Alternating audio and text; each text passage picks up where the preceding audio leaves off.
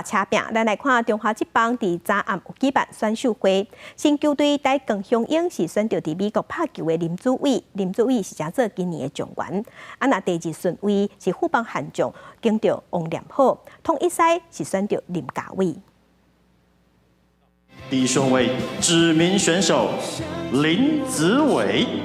中职第六队台港雄鹰，就照大家所要的，这名有大联盟资历的选手林子伟，正做今年选秀的状元。林子伟2017年第一遍升级哩大联盟，先后拍过红袜、双城、大都会，也捌伫咧独立联盟甲澳洲职棒拍过，丰富的旅外经验，正做台港的看棒球星甲少年球员的榜样。伫咧林子伟参加选秀进前，本来状元入门人选之的王念好，和第二顺位的富邦悍将选到，正做本案。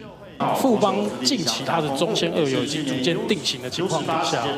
就这个边防三垒来说的话，或者是甚至也可以坚守一垒的王念好来说，是完美的一个抉择了。今年选秀有177人报名，包括45位今年毕业的高中球员，也有6位有国手资历的选手。第一轮第3顺位的统一赛，选到互人叫做有拍子好手的林家伟，正在探花。他就是我刚刚讲到，连续2年都有参加 U18 比赛的一个好手，他也很好的一个球棒控制技巧跟中长打的能力哦。 所以我想，统一的外野阵容哦，又更加坚实了哦。这个选秀台港雄鹰前2轮一人分别选2位选手，上面是选8轮，总共10个人，是今年6队内面上多。中信兄弟这个人选5轮上少。记者综合报道。